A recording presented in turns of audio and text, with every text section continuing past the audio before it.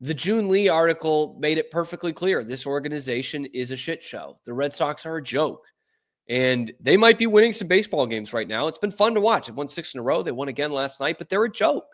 This Raffy Devers trade shows once again that they are a joke.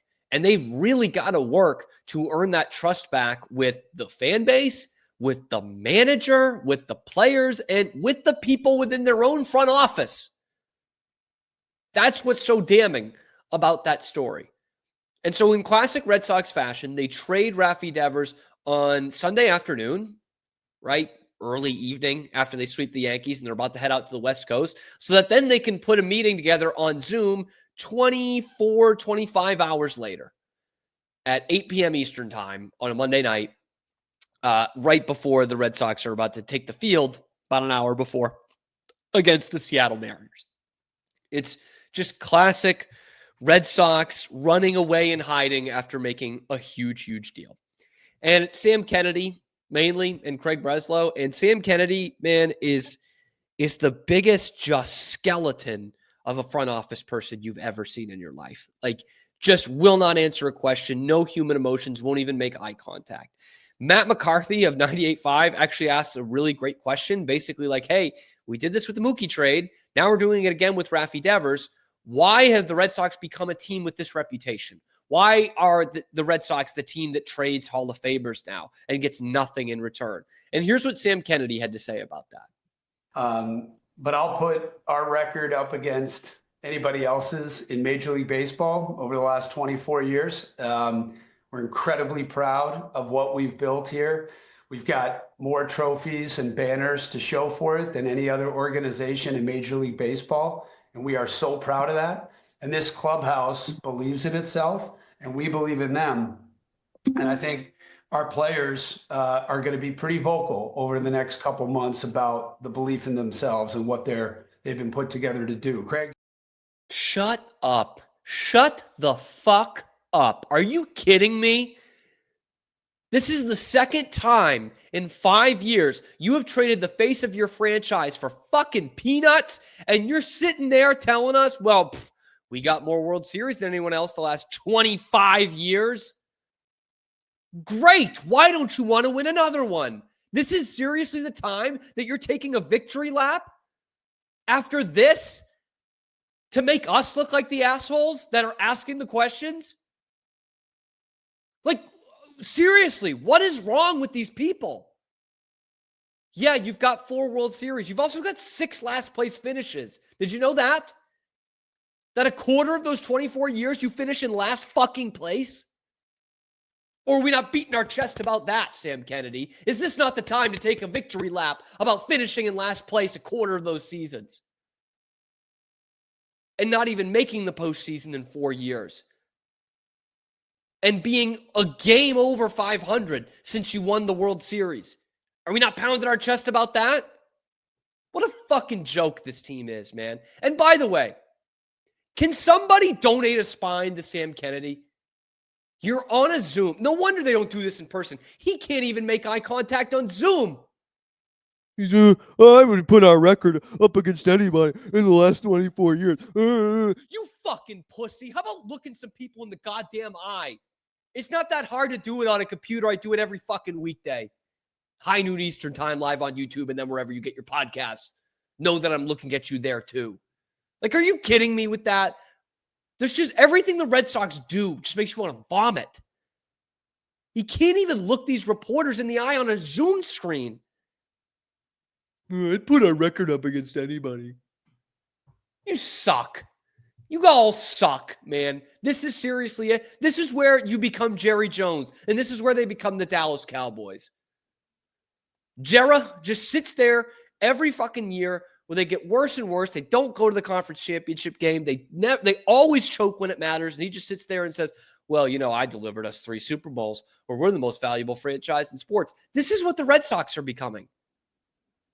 The rest of the league laughs at them. The executives around the league have no idea what they're doing with their prospects and with their best players. And they sit there and say, well, yeah, I'd put our record up against anybody. I don't know that I would at this point. Like, you know, Yeah, you have 2 more World Series than the Astros do in the last 25 years. Have the Astros had a better decade than you? How about the Dodgers? You got 2 more World Series than them. Would you rather, be the Red Sox or the Dodgers right now? I don't know. Let's just have a think tank, Sam Kennedy. Oh, but you're right. You did win 7 years ago. And you've been pure mid since then and traded 2 Hall of Famers. But I should count my blessings. Again, they're just double middle fingering the fans all the time. All the time. They're 19th in payroll. They're exactly 500 the last 7 years. They just traded the face of the franchise again. And you know what? They're going to have the most expensive tickets in Major League Baseball. Oh, the Fenway experience. Come look at those banners we raised. It's so sickening, man. Like what this organization has become. And just how much they just spit on their fans all the time. And they're going to tell them, next year we'll be fine. Craig Breslow then goes on the radio this morning on EEI and embarrasses himself again. What did you expect? But they asked a good question here. Greg Hill asked a good question about how many teams did you shop him to? Because this is starting to sound like the Luka trade.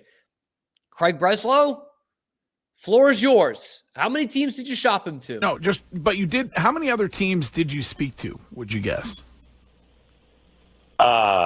Without putting a number on it, we had spoken to teams that had expressed, interest in Raffy. I think because so much of what has happened here over the last 6 months or so has been pretty public. There have been teams that have reached out, throughout this process. But this was about, if there was going to be a trade that took place, and one that rose to the level of feeling like it was best for the organization. We were going to hold a high bar, and the opportunity to make the trade with San Francisco is the one that we chose. I'm not going to put a number on it. Why aren't you going to put a number on it, Craig? Why can't you put a number on it? You know why? Because that means it's 1, maybe 2. And you don't want the fans knowing that. You don't want the fans thinking that, A, you pulled a Nico Harrison with Luka and just shopped him to one team for no reason. Or B, you did it for 2, and people are going to ask, okay, what was the offer from the other team? Did they include prospects? Did they include guys that can play on the Major League roster? Did they include a pitcher? Did they include a first baseman that you need? No, they're terrified. They're terrified of admitting that they just shopped a 30 home run guy, an all-star guy, one of the best left-handed hitters in baseball, to one team. Is this going to become a trend in sports? Because, I'm not a huge fan of it. Like trading some of the best players in the league for just nothing and being like, yeah, this guy was a locker room cancer. We couldn't win with him. That's what Dallas did with Luka Doncic. That's what Nico did with Luka Doncic. And it sounds like that's what Craig Breslow is doing right here. He's not doing himself any favors, man. He's not telling you how many teams. He's not putting a number on it because it's 1.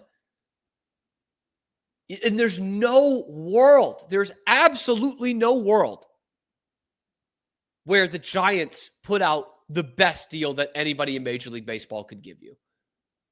It's just, there's absolutely no world where that's possible.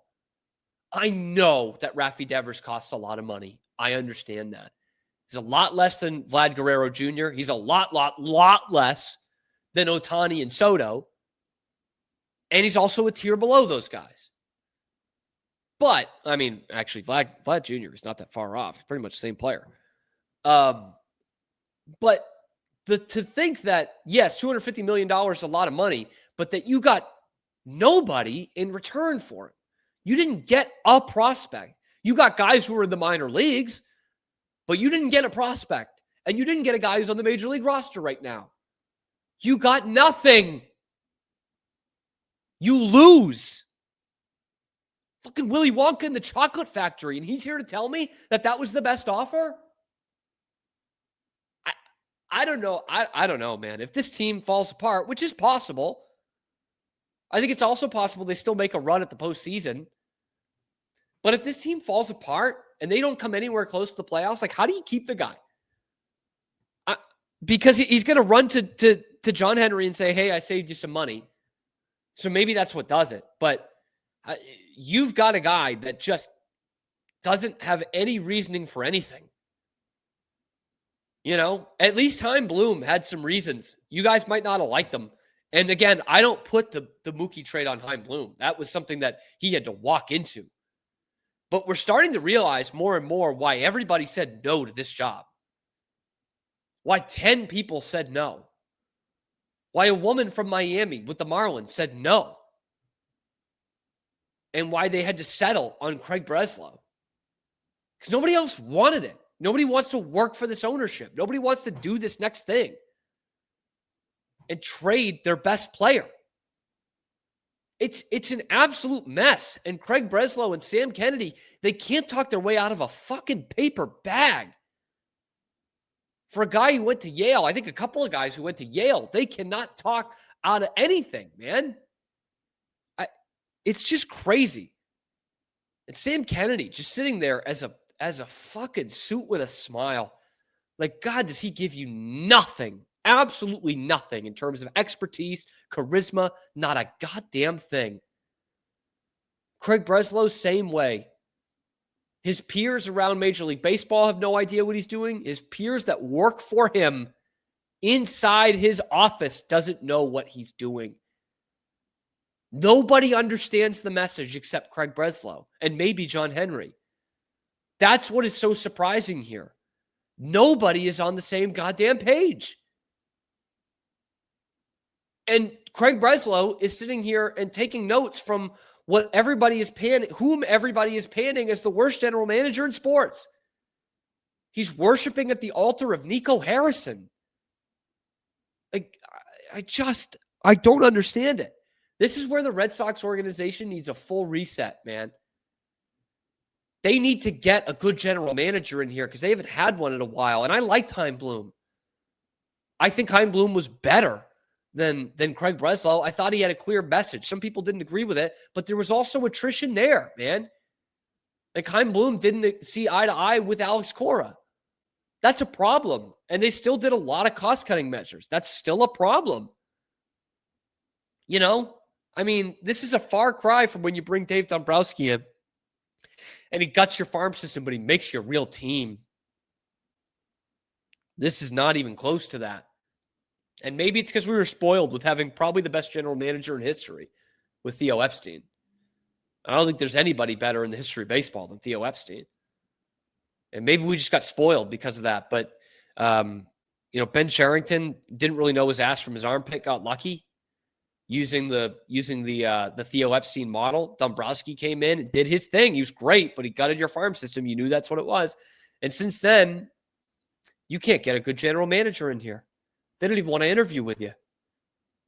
And this is why. Nobody wants to work for this ownership group. Nobody wants to work for fucking Sam Kennedy. That loser. Can't even make eye contact on a fucking computer screen.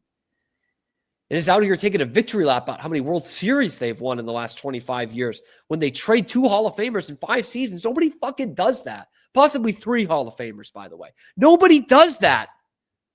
That's the Red Sox cornering the market on trading Hall of Famers for peanuts. Of the last 3 trades of borderline Hall of Famers, and obviously in the case of Mookie Betts, a first ballot Hall of Famer, you have one guy from those 3 trades that's on your roster right now. One. And that number, 1, is more than he has in the RBI column this season. You have one guy from those 3 Hall of Fame trades, Connor Wong, and he has not a single goddamn run batted in this whole season. That shouldn't even be possible on June 17th. But here we are. That's what this organization is now. And now it's led to some conspiracy theories. Did John Henry just do this to line the pockets of Liverpool Football Club? We're going to talk about that in a minute, but get in the comment section below. What do you think about Sam Kennedy and Craig Breslow and this organization? Like and subscribe if you hate the direction this organization is going in. We're talking Boston sports every day live on YouTube, high noon Eastern time, and then wherever you get your podcasts as well. Check out the other videos on the channel talking Red Sox and everything else Boston sports. I'm your host, Cam Stuart. Zach Burke keeps us on the air 5 days a week.